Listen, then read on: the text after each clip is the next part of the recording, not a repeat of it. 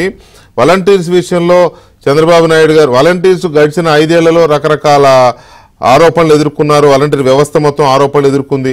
స్వయంగా వైసీపీ నాయకులే ప్రకటించారు, మా వాళ్ళకే ఇచ్చుకున్నాము పోస్టులని అని చెప్పి వాళ్లే చెప్పిన పరిస్థితి. ఆ దాంట్లో దాని తగ్గట్టుగానే కొంతమంది వాలంటీర్లు అయితే మనం ఉన్నది వాలంటీర్ వ్యవస్థ, మనం ఉన్నది వాలంటీర్ అంటే సర్వీస్ చేయాలి కుటుంబాలకి, 50 కుటుంబాలకి గవర్నమెంట్ చెప్పినట్టు అనేది మర్చిపోయి ఏదో ఒళ్ళంతా బూసేసుకొని మెళ్ళో ఎముకలు వేసుకున్నట్టుగా రెచ్చిపోయి నానా అరాచకాలు సృష్టించిన వాళ్ళు కొంతమంది ఉన్నారు. కొంతమంది నేరాలకు పాల్పడిన వాళ్ళు ఉన్నారు. కొంతమంది మాదక ద్రవ్యాల లాంటి సరఫరాలకు పాల్పడిన వాళ్ళు ఉన్నారు.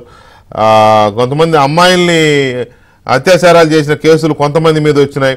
ఇట్లా రకరకాల ఉన్నాయి. కానీ ఇంకొక సెక్షన్ ఆఫ్ వాలంటీర్స్ అంటే ఒక 60-70% మంది వాలంటీర్లు ఏదో వాళ్ళ పని వాళ్ళు చేసుకుంటూ, వాళ్ళు చేసేదే నెలకు 5,000 వస్తాయని ఏదో ఆశ కొద్దీ వాళ్ళు చేసుకున్నారు. అలాంటి వాళ్ళు వాళ్ళ పని వాళ్ళు చేసుకుంటూ వెళ్ళారు. అయితే ఎలక్షన్స్ దగ్గరికి వచ్చిన తర్వాత వాలంటీర్ల వ్యవస్థ చిన్నాభిన్నం అయిపోయింది.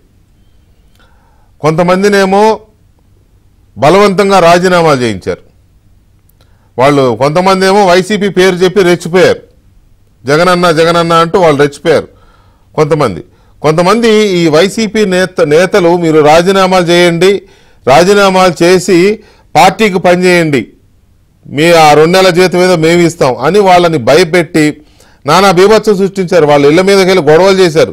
రాజీనామా చేస్తావా చేయవా అని చేయించి మరీ వాళ్ళతో అడ్డమైన పనులు చేయించారు. ప్రజలకు వ్యతిరేకంగా కుటుంబాల సమాచారాన్ని తీసుకొని ఇట్లా చేశారు.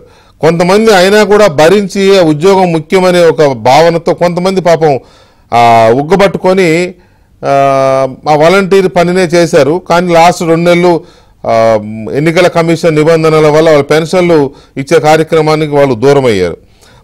పైగా ఈ 3 నెలల ముందే చంద్రబాబు నాయుడు గారు మేము అధికారంలోకి వచ్చిన తర్వాత అర్హులైన వాలంటీర్లు ఎవరైతే నిజాయితీగా నిబద్ధతతో ప్రజలకు సేవ చేశారో ఈ వాలంటీర్లని కొనసాగిస్తాం, వాళ్ళ జీతాన్ని కూడా డబుల్ చేస్తాం, 10,000 చేస్తామని చెప్పి ఆయన చేసిన ప్రకటన చాలా మందిలో ఆశలు రేకెత్తించింది.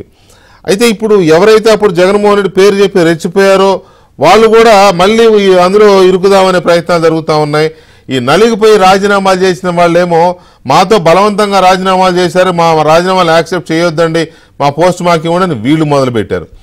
దానికి ఉదాహరణ ఇప్పుడు కొడాలి నాని మీద అప్పుడు రాజీనామా చేసిన వాలంటీర్లే కేసు పెట్టారు, పోయి మమ్మల్ని బెదిరించి రాజీనామాలు చేయించాడని ఆ కేసు నమోదైంది. సో ఇలాంటి సిచ్యువేషన్స్లో శ్రీనివాసరావు గారు అండ్ విజయ్ కుమార్ గారు అండ్ గఫూర్ గారు, ముందుగా శ్రీనివాసరావు గారు, ఈ వాలంటీర్ వ్యవస్థని మీ ప్రభుత్వం ఏం చేయబోతోంది, ఎలా వాళ్ళని సంస్కరించబోతున్నారు, వాళ్ళలో ఎవరిని తప్పించబోతున్నారు, ఎవరిని కొనసాగించబోతున్నారు, ఏమన్నా విధానము చర్చించారా?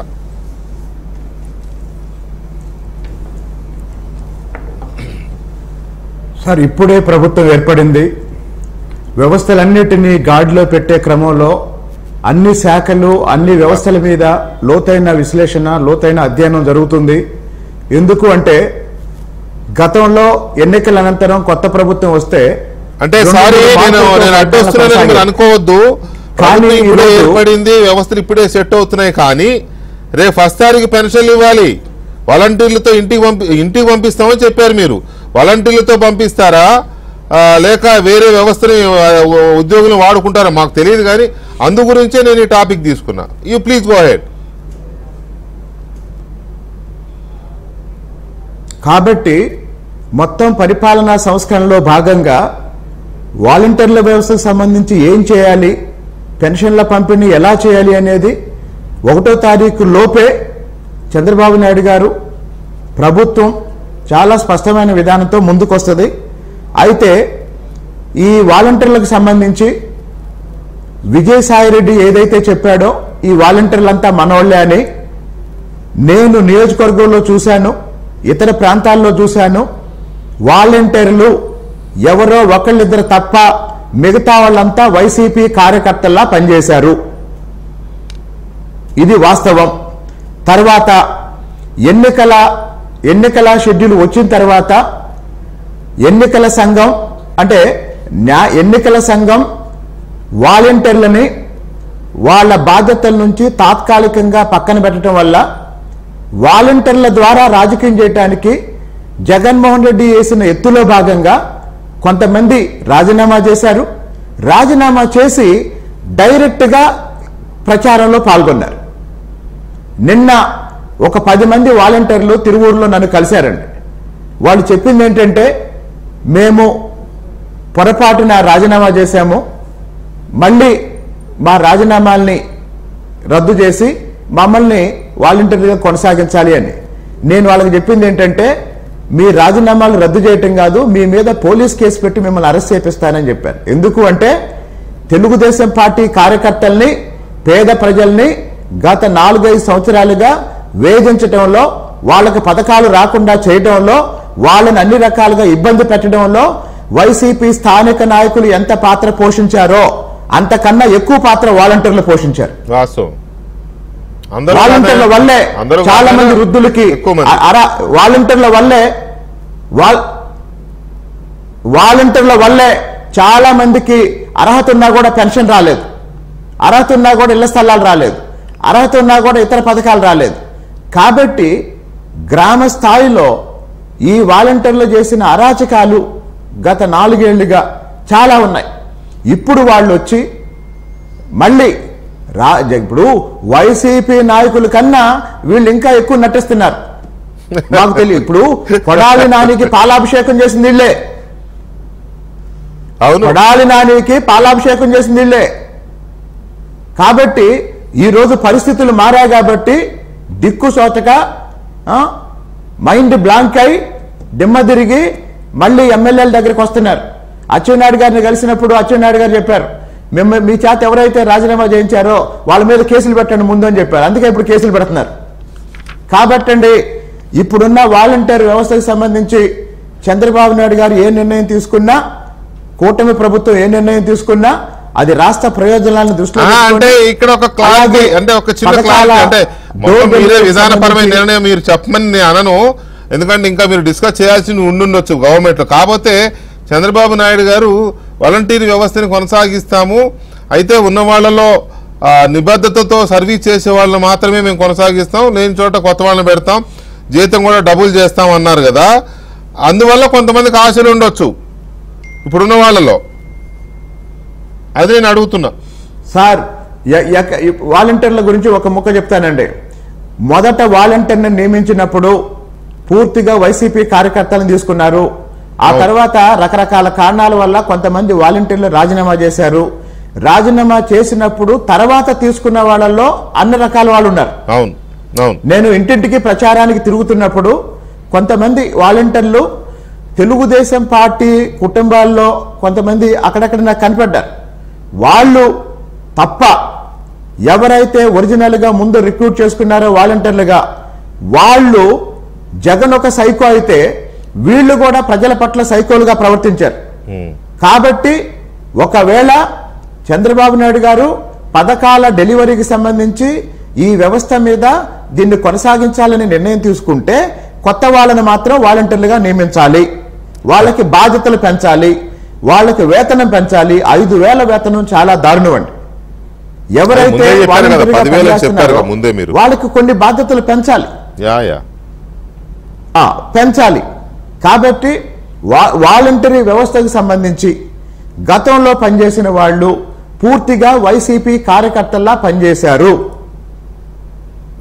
రైట్. విజయ్ కుమార్ గారు, మీ వ్యూ ఎలా ఉంది? అంటే మీరంతా ఒకే ప్రభుత్వంలో భాగస్వాములైనా కూడా ఈ వాలంటీర్ల వ్యవస్థకు సంబంధించి ఇప్పుడున్న వాళ్ళని మొత్తాన్ని కంటిన్యూ చేస్తారా, లేకపోతే వాళ్ళ ట్రాక్ రికార్డ్ని మీకున్న యంత్రాంగంతో విచారణ చేసుకొని కంటిన్యూ చేస్తారా? ఏమని అనుకుంటున్నారు అసలు ఈ వ్యవస్థ గురించి?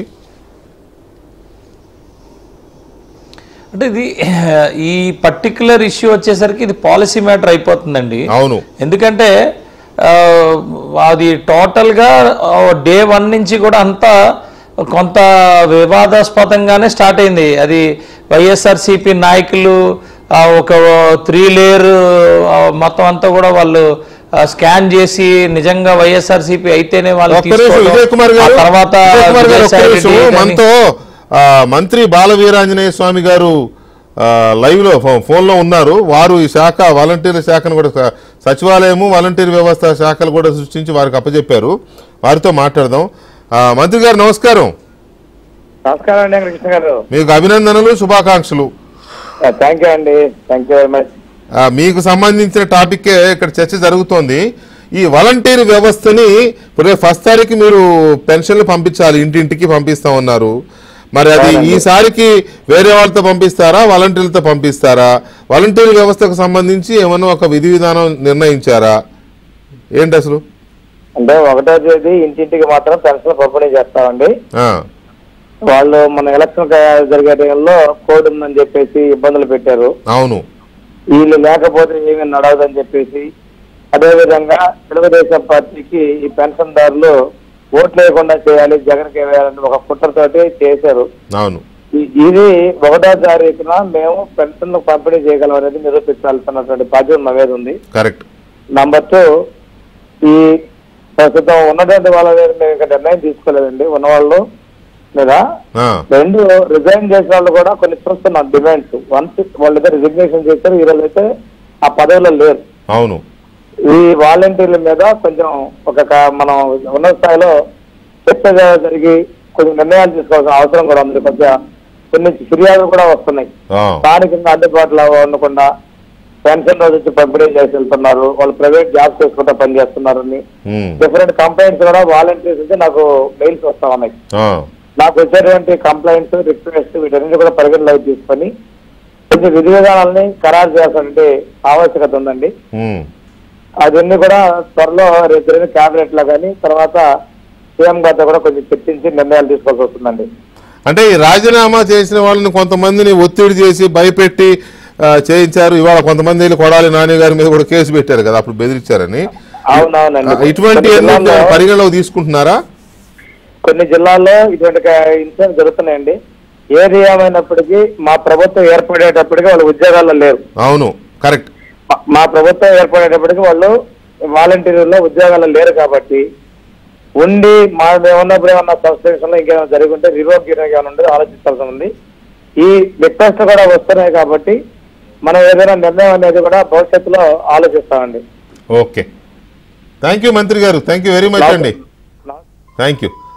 విజయ్ కుమార్ గారు, అది మంత్రి గారు చెప్పిన మాట. అది ఈసారికి అయితే పెన్షన్లు ఏదో ఒక రూపంలో పంపిస్తాము, కానీ వాలంటీర్ వ్యవస్థకు సంబంధించి ఇంకా విధానపరమైన నిర్ణయం తీసుకోలేదు.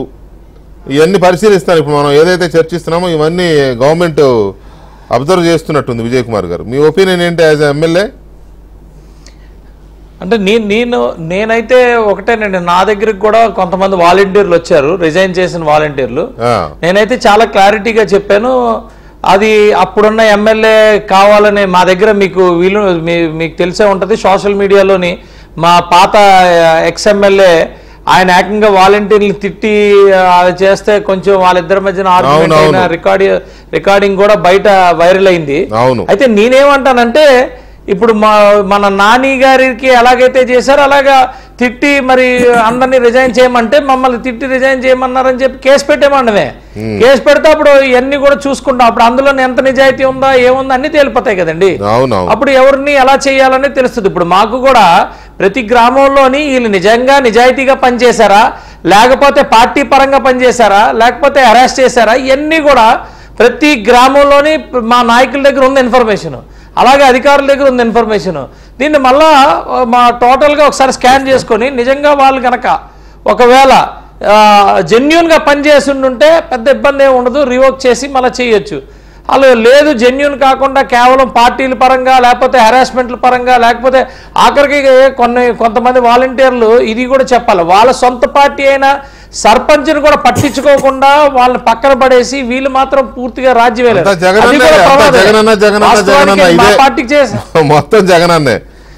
జగనన్న చేశారు. సర్పంచుల్ని అయితే ఎంత దారుణంగా అంటే సర్పంచుల్ని పూచికి అసలు దారుణంగా వాళ్ళని ట్రీట్ చేశారు. అలాంటి వాళ్ళు కూడా వాలంటీర్లుగా పనికిరారు. జగనన్న అని చెప్పుకుంటే కాదు కదా, ఒక సర్పంచ్కి ఎంత గౌరవం ఇవ్వాలి అంత ఇవ్వాలి. అది కూడా ఇలా ఇవన్నీ కూడా ముందు ఒకసారి విశ్లేషణ చేసి వాళ్ళందరినీ ప్రతి గ్రామం వైజ్ ఒకసారి అందరి మనస్తత్వాలు చేసి ఇది ఒక పాలసీ మ్యాటర్ అండి. నన్ను అడిగితే అదే చేస్తాం. పాలసీ మ్యాటర్ బాబు గారు ఏం నిర్ణయం తీసుకుంటారు? వెంకటకృష్ణ గారు టైం అయింది. శ్రీనివాసరావు గారు చెప్పండి, 30 seconds ప్లీజ్. ఒకే మాట అండి, వాలంటీర్లు చాలా అరాచకాలు చేశారు, చాలా అకృత్యాలు చేశారు. కానీ వాలంటీర్లు ఒక మంచి పని చేశారండి. ఏంటది? అదేంటంటే వైఎస్ఆర్ పార్టీని సర్వనాశనం చేశారు. సర్లే, మళ్ళీ వద్దు అంటూనే వాళ్ళ మీద సింపతి, మళ్ళీ మీకు వాళ్ళ మీద ప్రేమ. రైటా? గఫూర్ గారు మీరేం సజెస్ట్ చేస్తారు ప్రభుత్వానికి వాలంటీర్ వ్యవస్థ మీద?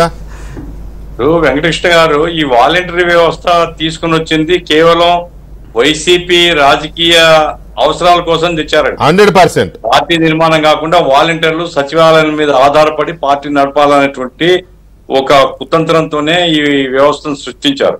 నేను చెప్పేది ఏమిటంటే, ఇప్పుడు సచివాలయం ఉందండి, సచివాలయంలో ఉండేటువంటి బాధ్యత ఎవరికైతే ఉన్నదో ఎండిఓ ఆఫీస్ లో ఉండే వాళ్ళకి అదే బాధ్యతలు ఉన్నాయి. అంతే కదా. పోలీసు ఆల్రెడీ పోలీస్ స్టేషన్ ఉంది, ఇంకొక పోలీసు, ఇట్లాంటివన్నీ ఉన్నాయి. లోతుగా స్టడీ చేయాలా వాలంటీర్ల వ్యవస్థ ప్రయోజనం ఏమిటి, అదే రాజీనామా చేసిన వాళ్ళని పెట్టుకోవాలన్నా లేదా అనేది నేనేం చెప్పను, వాళ్ళ ఇష్టం అది. కానీ వాలంటరీ వ్యవస్థ అనేటువంటిది సమాజానికి ఉపయోగమా? మరి 5,000 రూపాయలు ఇచ్చి ఎట్లా చేయించుకుంటారు? అట్లా సమాజానికి ఉపయోగము అనుకుంటే ఎక్కువ ఇవ్వాల్సి ఉంటది. అట్లాగే సచివాలయం, ఇప్పుడు ఒక సబ్స్టేషన్ ఆపరేటర్ ఉన్నారండి, ఎందుకంటే శ్రీనివాసరావు గారికి తెలిసి ఉంటది. సబ్స్టేషన్ ఆపరేటర్ 15-20 సంవత్సరాల నుంచి ఉన్నాడు, వాని జీతం ఏమో అట్లే ఉంది గొర్రెతోకలాగా. అందులో నుంచే వచ్చి వాడు ఈ ఎలక్ట్రిసిటీ సచివాలయంలో ఉద్యోగిగా ఏర్పడితే అతనికేమో ఈ రోజు రెగ్యులరైజ్ అయిపోయి రెగ్యులర్ ఎంప్లాయ్ అయిపోయినా 35,000 రూపాయల పైగా తీసుకుంటున్నాడు. ఇది ఒక అనామలీ. ఒకే పని చేస్తున్నటువంటి వాళ్ళు ఇప్పటికీ 10-20 సంవత్సరాలు చేసే వాళ్ళకేమో లేదు. మరి ఈ సచివాలయ వ్యవస్థ ద్వారా ఇట్టటువంటి రెగ్యులరైజ్ చేస్తారు. ఉండేటువంటి వ్యవస్థను అన్నిటినీ ఎట్లా మనం సంస్కరించాలా అనేటువంటిది లోతుగా అధ్యయనం చేయాల్సిన అవసరం ఉంది. అనవసరమైనటువంటి రెవెన్యూ ఖర్చు కాకుండా సమాజానికి ఉపయోగపడే పద్ధతిలో ఈ వ్యవస్థలను ఉపయోగించుకోవాలని నా పాయింట్.